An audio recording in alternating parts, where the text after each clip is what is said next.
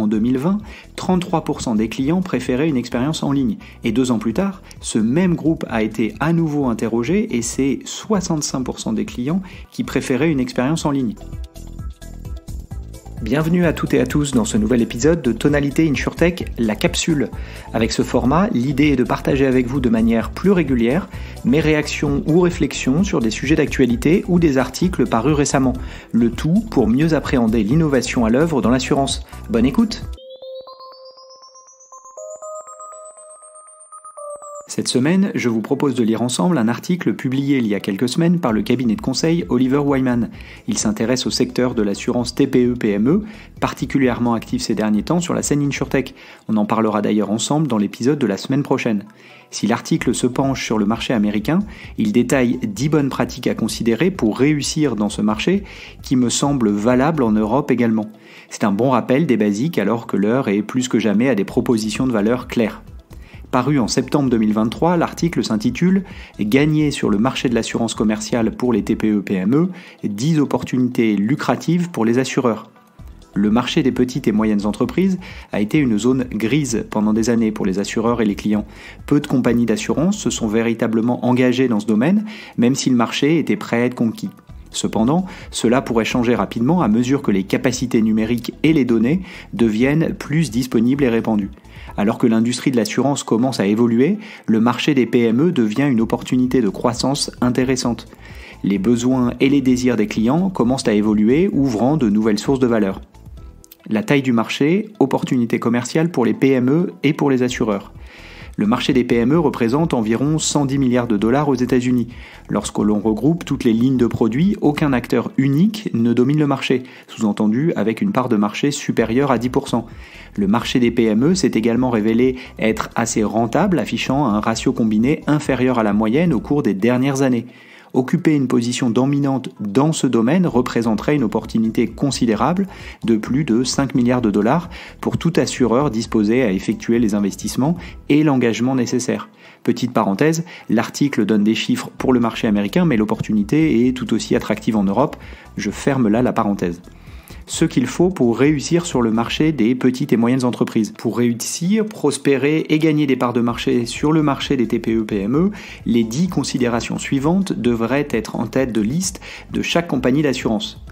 1. Revoir la segmentation.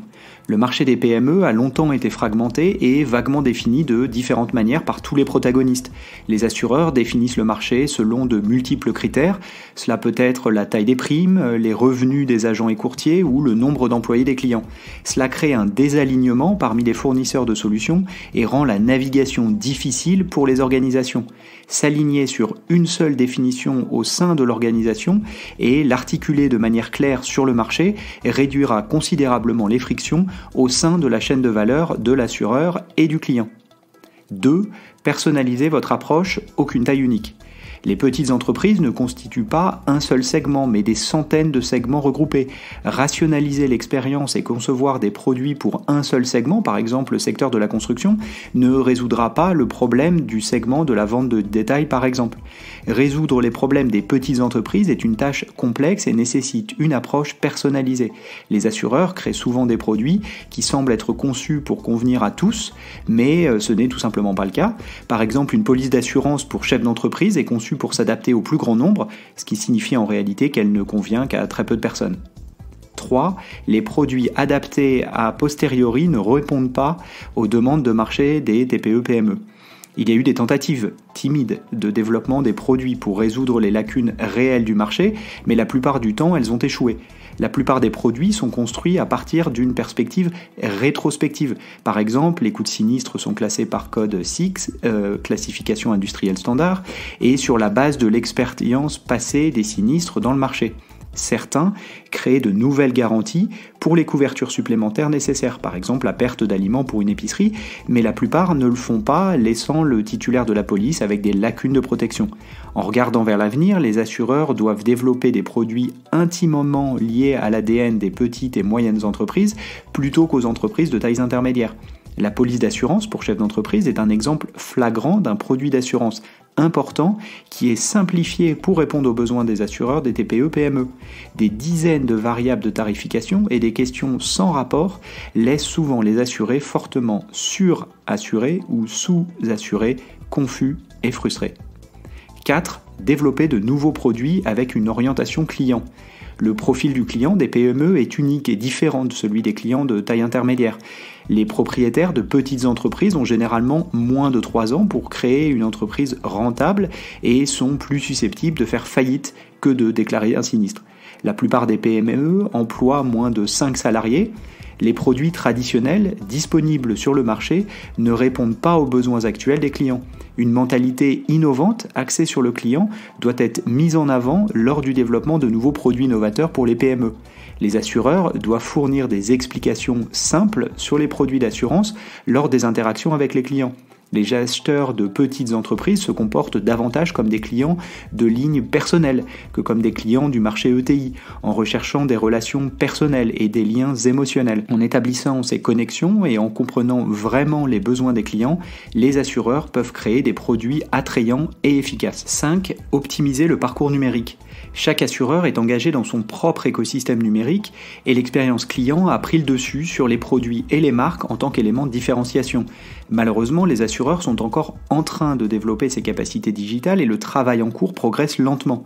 Si les assureurs mettent en pause leur système d'information pour des maintenances régulières après les heures de bureau et les week-ends, ce qui fonctionne dans les modèles traditionnels orientés agents et courtiers disponibles aux heures ouvrables, ils passent à côté de la grande majorité des demandes directes, car la plupart des clients TPE-PME peuvent faire leurs achats 24 heures sur 24.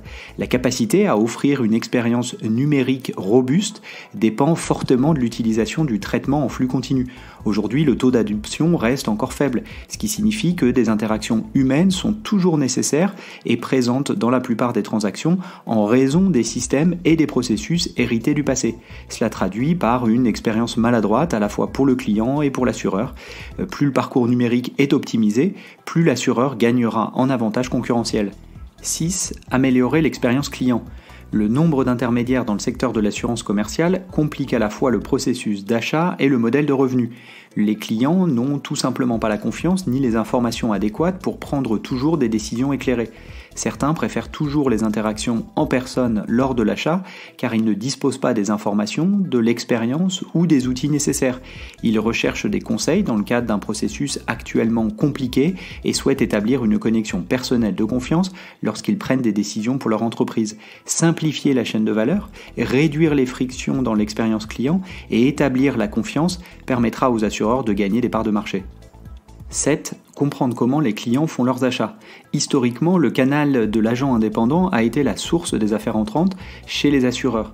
Ils ont toujours une forte emprise sur le marché car la plupart des clients des PME souscrivent des polices d'assurance auprès d'agents situés dans un rayon de 25 miles de leur entreprise.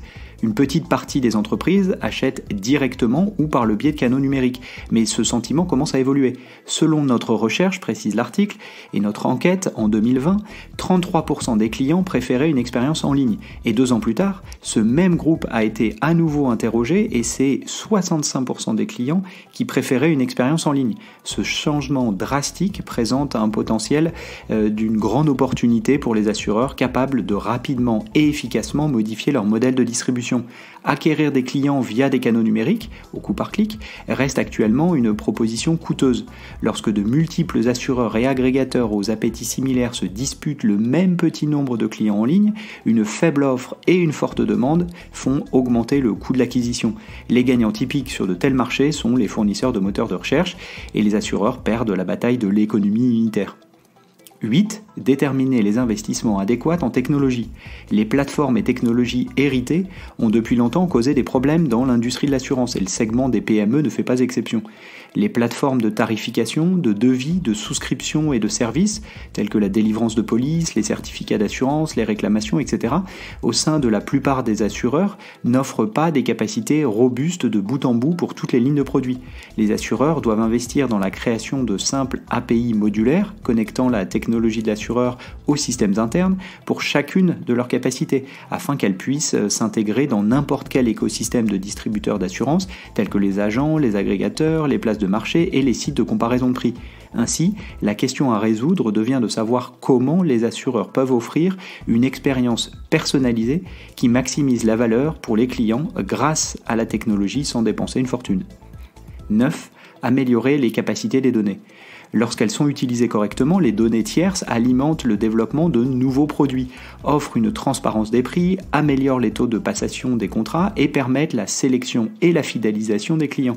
Lors de l'identification et de la résolution des besoins en données dans ce segment, les assureurs doivent adopter une approche holistique. Les assureurs devraient investir davantage dans la collecte de données à travers leurs multiples plateformes de souscription, tableaux de bord, de reporting, bases de données de sinistres, avec la capacité d'intégrer de manière transparente les données issues de sources de données tierces.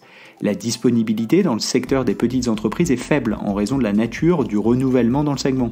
Même après avoir triangulé plusieurs ensembles de données à travers l'univers des fournisseurs, les assureurs trouvent souvent que les taux de correspondance sont inférieurs à ce qui est souhaitable. Presque tous les cas d'utilisation des données ont porté sur les applications de pré-remplissage et les performances individuelles des assureurs. Les assureurs doivent être prudents quant à la quantité de données tierces qu'ils achètent initialement afin de ne pas compromettre leur coût d'acquisition. 10. Oui, la marque compte. L'assurance pour les PME repose encore en grande partie sur le prix, mais cela commence largement à changer. Nos sources montrent que des clients sont prêts à payer jusqu'à une prime de 10% pour des marques qu'ils reconnaissent et en lesquelles ils ont confiance par rapport à des marques inconnues. Les assureurs devraient envisager de se concentrer sur la construction de leur marque dans des secteurs spécifiques, par exemple la construction, pour capturer une grande part du marché et devenir l'option claire pour les acheteurs potentiels. Dans le marché des PME, un petit nombre d'acteurs représente environ 20% du marché et les autres acteurs sont répartis de manière dispersée entre de nombreuses compagnies régionales et sous-régionales. Les assureurs doivent trouver le juste équilibre entre investir dans la marque et améliorer l'expérience client, ce qui contribue à renforcer leur NPS, Net Promoter Score, et à attirer de nouveaux clients. Enfin, l'article s'interroge « Pourquoi c'est le moment opportun pour les assureurs de se concentrer sur le marché commercial des TPE-PME » Nous croyons, dit l'article, que les dynamiques changeantes du marché, fragmentation du paysage concurrentiel, la demande croissante avec l'augmentation du nombre de PME, les avancées technologiques avec l'intelligence artificielle, l'apprentissage automatique, les analyses de données, et enfin les changements réglementaires, l'environnement favorable dans certaines juridictions, en font un moment opportun pour les assureurs de capturer et d'augmenter leur part de marché dans le segment commercial des petites et moyennes entreprises. Se concentrer sur le segment commercial des petites et moyennes entreprises permet aux assureurs d'atteindre la croissance, la diversification et la rentabilité. En proposant des solutions d'assurance sur mesure aux petites et moyennes entreprises, les assureurs peuvent contribuer au succès de l'écosystème des TPE-PME et soutenir la croissance économique dans leur communauté. Le soutien aux petites entreprises devient donc une part importante de la responsabilité sociale des entreprises de l'assurance. C'est la fin de cet épisode, merci pour votre écoute. Si le contenu vous a plu, n'hésitez pas à le partager autour de vous, auprès de vos collègues. Puis ravi d'échanger ensemble, vous pouvez facilement me retrouver sur les réseaux sociaux, Twitter, LinkedIn. Et évidemment, je vous donne rendez-vous pour le prochain numéro de Tonalité InsurTech. À bientôt.